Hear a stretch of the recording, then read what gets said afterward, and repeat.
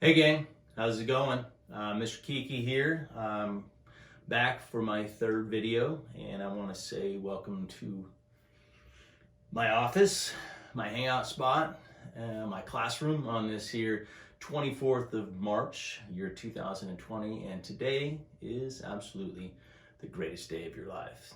So how are you guys doing out there? Before I talk about our work, To Kill a Mockingbird, just want to check in and see how you're doing. For us, well, we're in a full week now since I last saw you guys. We're Tuesday to Tuesday, and my wife and I went out today looking for that infamous Loch Ness monster, this toilet paper. That's what it was. We were looking for the infamous toilet paper, and still, man, I just tell you what, I hope you guys got a stock, because we still have not been able to find it. Don't worry, we still have some here, so we're okay. So tomorrow I'll venture back out again and hit a few of the stores and such and stockpile up. Well, at least get a bundle of rolls anyway. But beyond that, we are healthy here. I hope the same for you and your family. I've been thinking a lot about you guys, especially individually. I know that there are some of you are very strong and centered, and some of you that every day has been a little bit of battle. And I know that school is an opportunity for you to get away, maybe to find a little bit of humor in your life and comfort. And so I've been thinking about you guys in that realm a lot. My first period with the honors group and your wit, and my second period and your kindness, my fourth period again with your rambunctious kindness, if I could say that as well. And my sixth period, who have been a little family in there, and so I'm sure that you miss that family realm. I hope you've been connecting through your social media stuff.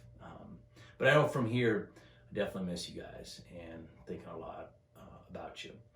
I know in my house today, I had to have that little chat with the kids about their schoolwork, homeschool, and doing work around the house. And so I hope that you are making it easy on your folks at home and just pitching in where you can. I know this is a struggling time for all of us, but I know as a parent, it definitely is nice to have your kids just sacrificing and helping you out as well. And we're going to look primarily at motifs. And so remember, right on your first page in your guided reading, your GNR, that I listed a group of motifs, and you were to choose two of them at this point that you're going to follow through the whole novel. Remember to highlight one motif, one color, and anytime you see it happening in the novel, that you highlight it there. And same thing with the others. So we're going to focus on misconception, social status, and benevolence. Those are our focuses. And through looking at these motifs as they emerge, we're going to talk a bit about obviously characterization, plot development, and such. So I want to start off with misconception. Now we get introduced in chapter 2 right away to Miss Caroline Fisher, known as Miss Caroline throughout the beginning of these chapters. And at 21, Miss Caroline is from the big city. She is got one of those fancy educations, and she's coming to the small town thinking she's got everything planned and lined out, except she is going to understand that there's a wild card here. It's called small town life in a classroom. She right away is well. First, let me just say that I see her as a beautiful young lady, 21. And I know this because Jem, when he first sees her, he finds himself stuck in a daze for several days, Scout mentions. So I find that kind of amusing in that process. At the beginning of her class, she starts out pretty simple. She's just reading to the kids about cats. And it goes south pretty fast when it comes down to thinking about lunchtime in this community. She asks the kids to bring up their lunches if they bring them with them to school, and put it on her desk, and then she can determine kind of who doesn't have lunch. And I see this as her kind of wanting to help the kids who struggle in her way. It turns and backfires on her though, because she finds out that a young boy by the name of Walter Cunningham and we're going to learn about the Cunninghams here in this chapter. He doesn't have any money, and so she decides to be kind, which is the benevolence piece as well, and offer him a quarter for lunch, except he wouldn't take it. She kept pushing it on him, and finally Scout steps in because she knows the Cunninghams would never accept anything that they can't repay. In fact, it mentions in there that Walter's probably never seen 3 quarters in the same place in his entire life, so it makes sense. She misperceives this understanding here, and it puts herself in a bad position to be attacked by the kids. And as a young teacher, she wants to be right. She wants to control this classroom and setting. Scout steps in and says, the Cunninghams won't take your money. And she gets upset with Scout, and to the point where she brings Scout forward and slaps her hand with the ruler 6 times and makes her go sit in the corners. Now, let me talk for a second about social status. I'm going to jump around if you don't mind. Now, you have to understand the Cunninghams. The Cunninghams are a family of farmers, and during the 1920s, America was really in an economic growth, and that's why they call it the Roaring '20s, unless you were a farmer. Much of the Midwest and the South, where they were already experiencing the droughts from the Dust Bowls. You've probably heard of that term. So farmers were already suffering in the 1920s, and the Cunningham family were a group of farmers, so they didn't have much money. In fact, it mentions about how Atticus helped Mr. Cunningham out legally, and he had no money or way to pay, so he paid him through entailments, as Scout would say. And entailments are when you get the opportunity to pay somebody back without money. Such as nuts or a stack of wood or different things like that, which Mr. Cunningham did for Mr. Finch.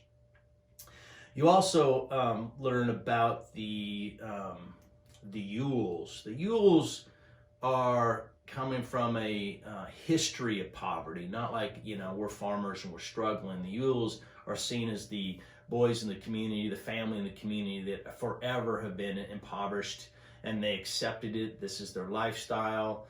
In fact, we have an issue in, again, Misconception, when first day of school, a young boy by the name of Burris Ules shows up to class, and he ain't very nice. In fact, she freaks out and starts screaming, she being Miss Caroline, in front of the class. And the kids rush to her aid to help her out, because they think maybe there's a mouse somewhere. And it wasn't. She was pointing at Burris and said that something's alive in his hair. And he had cooties, darn cooties, which in a sense are lice. And Burris, he just reached in there and just picked it out and just pinched it with his fingers. It's no big deal. Well, she said it's time for you to go home and take a shower, a bath, use kerosene. I think that's what it was. Maybe I'm wrong. To kill the lice after he washes it. So I thought it was a good way of looking at another family. In fact, later in chapter 3, you'll find, chapter 3, you'll find out that Atticus is sitting down with Scout and explains the Ules, because the fact that Scout didn't have very much fun the first couple of days of school, she didn't want to go back. And I'll explain that again a little bit here.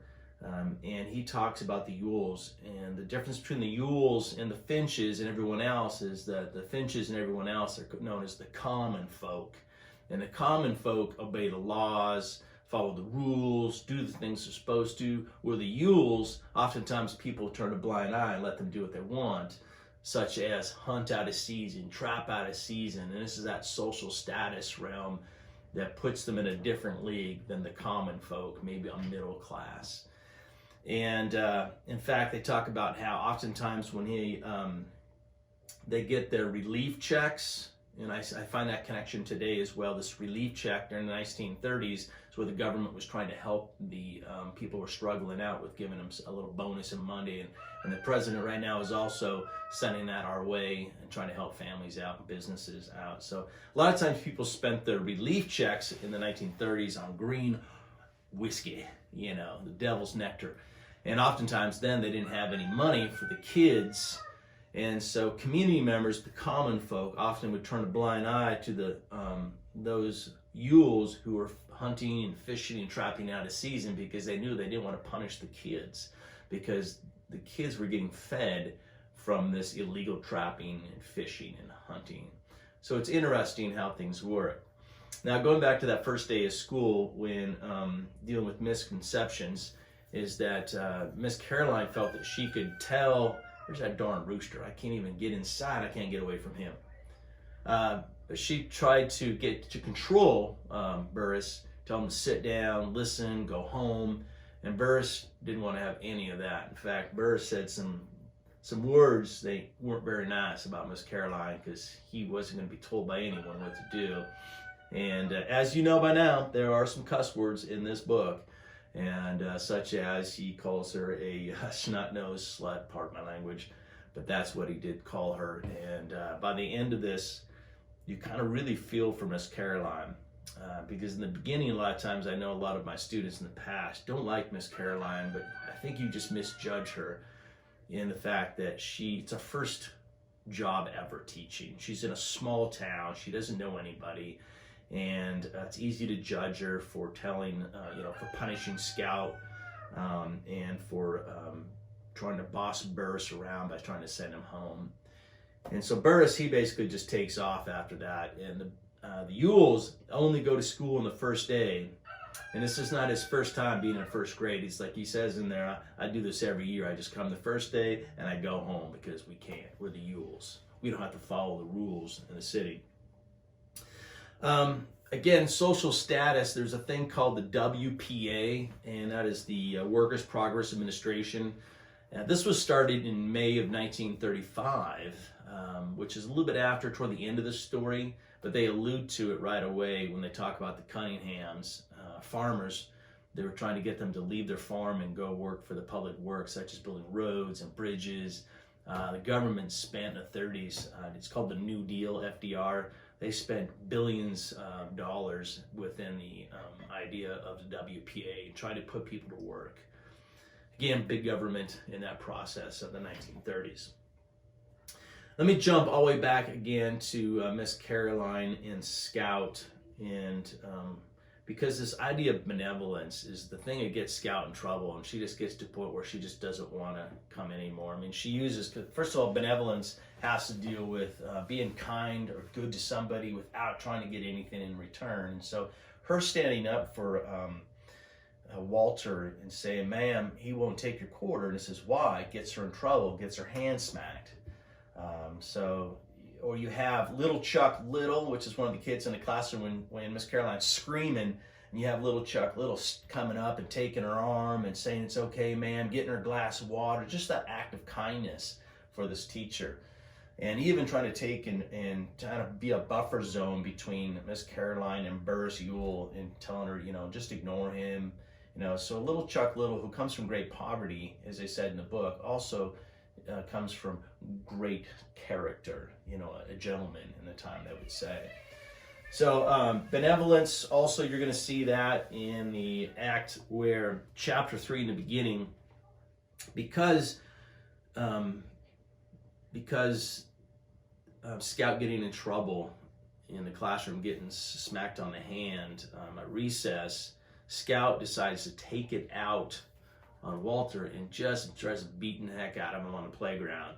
And Jem stops and jumps in and tells her to knock it off. And he's like, what? He's as big as you are, almost as old as you are. Why are you stopping me? Again, that's that Scout, that feisty little Scout in her. And by the end of this conversation, Jem does something just really cool. He invites Walter over for dinner that night. And of course, Scout's like, what? And which again, just the act of kindness there.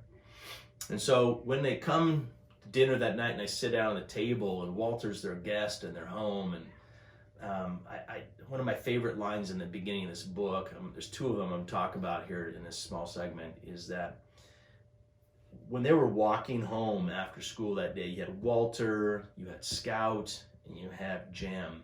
By the time it says in it, by the time they hit the front porch of the Finch home, young Walter forgot he was a Cunningham.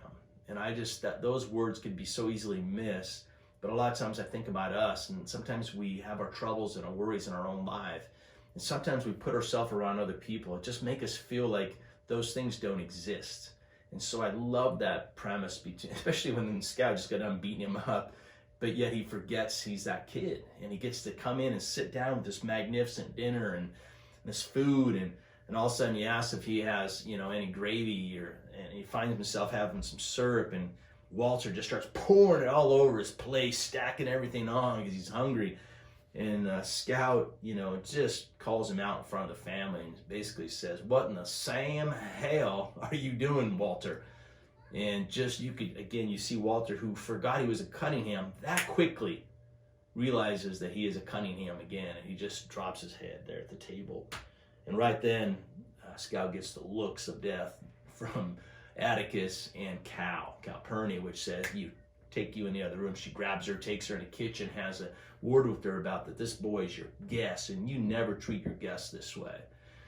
Again, just that kindness that you keep seeing, and even though she's being forceful, because she does give her a smack, and Cal's not afraid of putting these kids in order, and that was obviously the time period, the 1930s, where they used that kind of a punishment, and gives her a little lesson about being kind to people. And even though she was resistant, because she said by the time they were done that next day she had to go back to school, her being Scout, she was excited to go back because she was so mad at Calpurnia, which makes sense. But then again, she had to come back to Miss Caroline. And one of the things I'll leave you with here at the end is, again, misconception is that Miss Caroline gets so mad at Scout because of the fact that she can read. And she says, I want you to tell your father, your daddy, to quit teaching you at home. That's my job. And of course, Scout's like, I don't know what you're talking about. She can read so far above everybody else. And you think about misconceptions. Why would she say that? You could look at her being as a bad teacher. I'm not saying it was right, but she felt as a young teacher, this was my job. I get this opportunity to teach you how to read. Give me that opportunity. And Atticus, being the man that he is, having a conversation with Scout at the end of chapter 3, he's able to kind of explain that to Scout. And so at the end of the book, we're not there, not even close. At the end of chapter 3, in fact, I'll turn to it in here. When Atticus and Scout are having this conversation about reading, because he strikes a deal with her being Scout, is I'll keep reading to you as long as you quit beating up people, being kind, and start being kind to other people, and don't tell anybody, because those folk may not like the fact that I'm disobeying the rules of the teacher. But Atticus says one of his great first lines in the novel on page 16. He says, "First of all," he said, "if you can learn a simple trick, Scout, you'll get along a lot better with all kinds of folks. You never really understand a person until you consider things from their point of view." Again, misconceptions. She says, "Sir?" "Until you can climb into his skin and walk around in it for a bit." Now, again, I like that idea that to truly understanding and get to know somebody, you've heard of the term walk in someone's shoes or walk a mile in someone's shoes. But, this idea of climbing inside it sounds a bit creepy, but climbing inside somebody's skin and having the opportunity to go through life and really see how people look at them or treat them, then until you've done that, you can't judge them. You can't perceive them in one way. The idea, again, of misperceptions. So I love that. This is going to come up again, this conversation that they're having right now, later. So again, we got an opportunity to talk about misconceptions. We talked about social status, looking at the Cunninghams, looking at the Ules, and even the Finches themselves, because they are considered poor right now because they're in the Great Depression, but not as poor. They are blessed compared to the families like the Cunninghams and definitely the Ules. And then benevolence, with this idea of just people doing kind things. Again, Miss Caroline could be looked at somebody as not very nice, but she did try to help kids out with feeding kids that were hungry. She's trying to teach people. She's just new and she makes these mistakes. So again, that is chapter 3, chapter 2 and chapter 3. And next time we'll come back together, we'll talk about a couple more chapters in that. So again, don't forget to continue to answer the questions that go with the guided reading. Don't forget to continue to annotate and follow with your highlighting colors the 2 motifs that you chose to follow. To follow, not father. That's kind of weird. So, I miss you guys. You guys are awesome. I miss you. And don't forget, without a doubt, remember that you simply rule. Take care.